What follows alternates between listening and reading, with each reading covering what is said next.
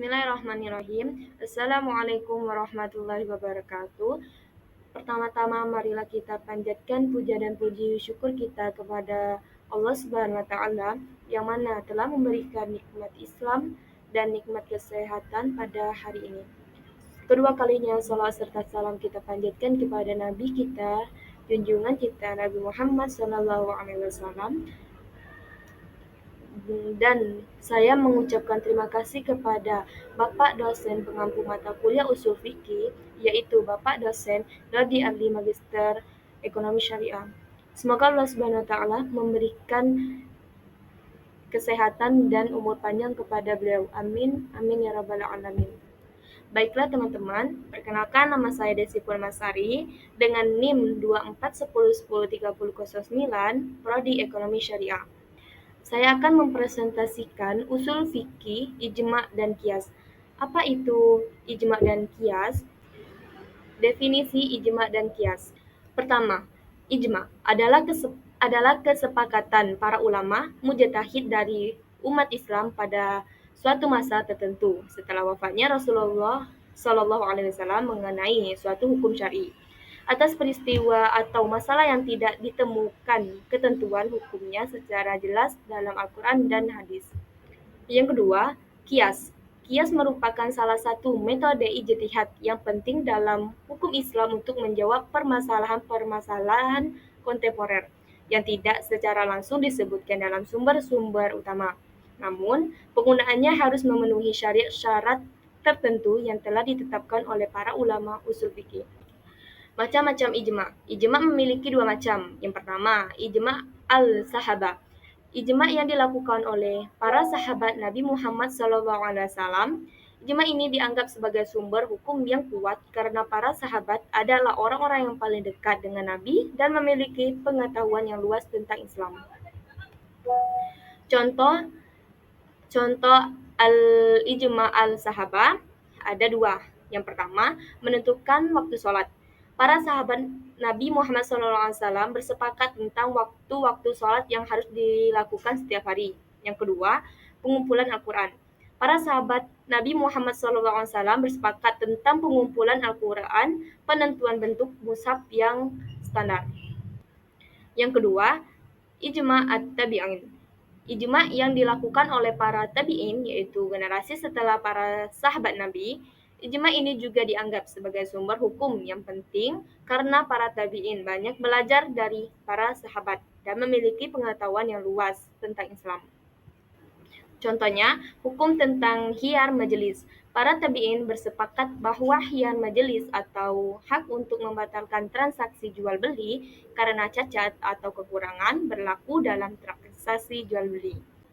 Macam-macam kias. Kias terbagi menjadi 3 bagian. Yang pertama, kias al-illah. Kias yang berdasarkan pada sebab atau alasan yang sama antara kasus yang telah disebutkan dalam Al-Quran atau hadis dengan kasus yang ingin ditentukan hukumnya. Contoh kias al-illah. Yang pertama, larangan meminum khamar. Al-Quran melarang meminum khamar, yaitu minuman keras, karena dapat menyebabkan kemabukan. Dengan kias al-illah, larangan ini dapat diperluas ke minuman lain yang juga dapat menyebabkan kemabukan. Yang kedua, larangan mengemudi saat mabuk. Jika seseorang dilarang mengemudi saat mabuk karena dapat membahayakan diri sendiri dan orang lain, maka dengan kias al-illah, larangan ini dapat diperluas ke aktivitas lain yang juga dapat membahayakan diri sendiri dan orang lain saat mabuk. Yang kedua, kias al-makna. Kias yang berdasarkan pada makna atau tujuan yang sama antara kasus yang telah disebutkan dalam Al-Quran atau hadis dengan kasus yang ingin ditentukan hukumnya. Contoh, kias al-makna. Yang pertama, kewajiban membayar zakat. Al-Quran mewajibkan membayar zakat pada harta yang mencapai nisab atau batas minimum. Dengan kias al-makna, kewajiban ini dapat diperluas ke harta lain yang juga memiliki kemampuan untuk membantu orang lain. Yang kedua, larangan melakukan kerusakan lingkungan. Jika Al-Quran melarang melakukan kerusakan lingkungan, maka dengan kias al-makna, larangan ini dapat diperluas ke aktivitas lain yang juga dapat merusak lingkungan. Yang ketiga, kias al-sahbah. Kias yang berdasarkan pada kesamaan antara kasus yang telah disebutkan dalam Al-Quran atau hadis yang dengan kasus yang ingin ditentukan hukumannya, meskipun tidak ada sebab atau alasan yang sama. Contoh kias as-sahabah, larangan berjudi.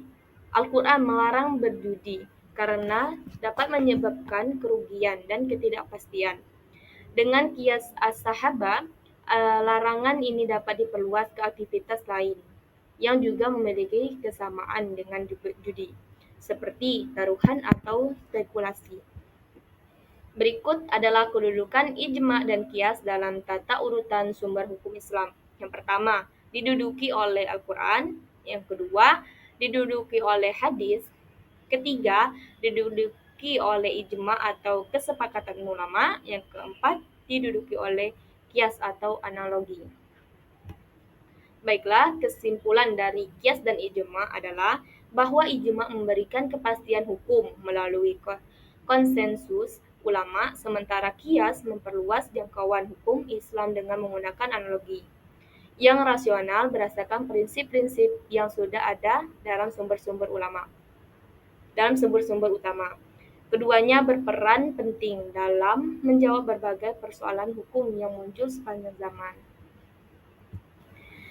Demikian isi presentasi saya kali ini. Semoga apa yang saya sampaikan dapat bermanfaat bagi kita semua.